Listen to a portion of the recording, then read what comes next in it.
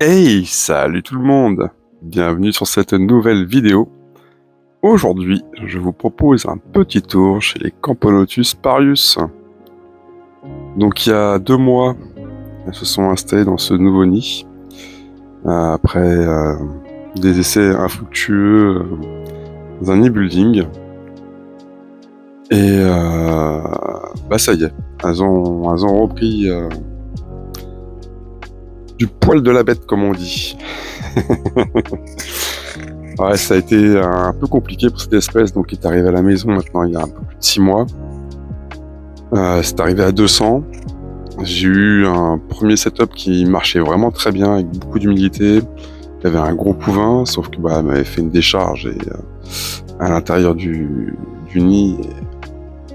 Et il y avait un champignon qui poussait dessus, donc il a fallu que je fasse un déménagement. Et puis à partir de là, elles ont arrêté de se développer, elles ont même périclité. Parce que quand elles sont arrivées dans ce nid, franchement, elles étaient moitié moins, alors qu'à la base, je les avais reçues, c'était plus de 200.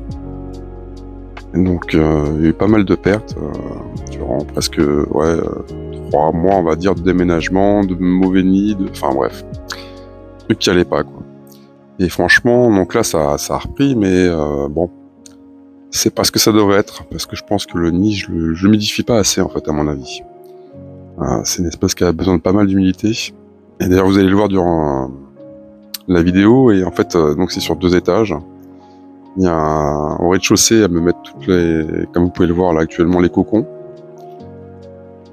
Et les œufs, fraîchement pondus. Et à l'étage, c'est toutes les larves. Et je pense franchement que là, elles sont en sous-régime, clairement. Même je vois au niveau de l'alimentation, les blattes que je leur mets, donc c'est 2 à 3 blattes par semaine. Elles se touchent pas des masses. C'est assez étonnant d'ailleurs.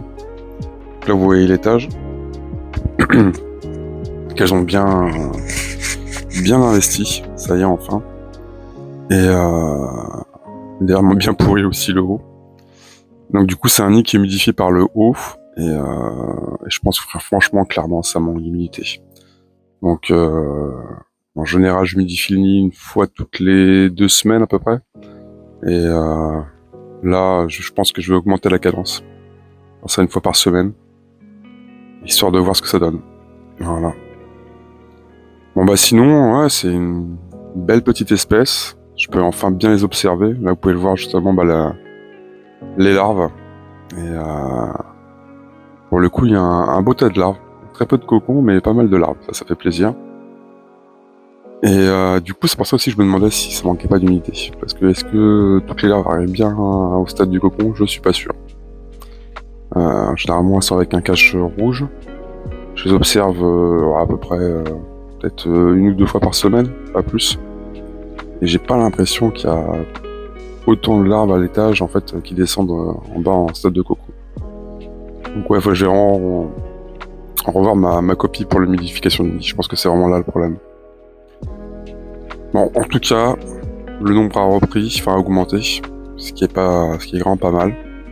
Mais ouais, il y a eu pas mal de petites galères avec cette espèce. Donc on va veiller un peu plus au grain, quoi. Donc ouais, du coup, sinon c'est comme vous pouvez le voir, hein, c'est une belle Camponotus, vraiment magnifique, avec ces petits reflets dorés là sur le gastre et le thorax. Et c'est assez chouette franchement à observer.